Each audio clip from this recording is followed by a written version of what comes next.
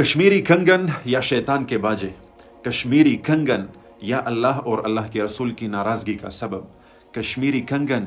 یا اپنے گھر پر رحمت کے فرشتے بند کرنا۔ جی ہاں، اس سال آپ کو پتا ہوگا، میڈیا پر آپ نے دیکھا ہوگا کہ اس سال یہ نیا فتنہ بہت ٹرینڈ میں جا رہا ہے۔ دکانیں، میڈیا، سب کچھ اس سے بھرا ہوا ہے، کشمیری کنگن، کشمیری کنگن۔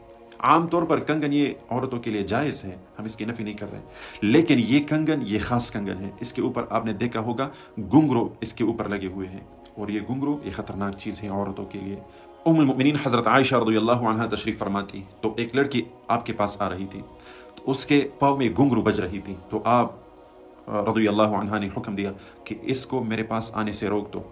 یہاں تک کہ یہ اپنے پاؤں سے یہ گھنگرو ہٹا نہ دے، اس کو توڑ نہ دے، اس کو ختم نہ کرے، کیونکہ میں نے رسول اللہ صلی اللہ علیہ وسلم سے سنا ہے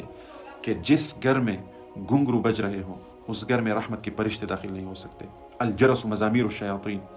یہ جرس، یہ گھنگرو کا بجنا، یہ دراصل شیطان کی آواز ہے، یہ کوئی معمولی بات نہیں ہے۔ تو جب ایک عورت اس کے ہاتھ میں یہ گھنگرو وغیرہ بج رہی ہوتی ہے، جس جگہ پر یہ عورت بیٹھی ہوگی یہاں پر رحمت کے فرشتے نہیں آتی، اور یہ شیطان کا آواز ہے، اس کی وجہ سے فتنے پیدا ہوتے ہیں اور غیر مرد اس عورت کی طرف توجہ ہو جاتے ہیں۔ تو اس لیے قرآن میں اللہ تعالیٰ نے صراحتاً فرمایا ہے وَلَا يُبْدِينَ زِينَتَهُنَّ، عورتوں کو اللہ تعالیٰ نے حکم دیا ہے کہ تم اپنی زینت ظاہر نہ کرو، اور زینت میں یہ ساری چیزیں آ جاتی ہیں۔ تو عورتوں کو چاہیے کہ وہ اپنا زیب و زینت اپنے کمرے تک اور اپنے محرم خاوند تک خاص کریں۔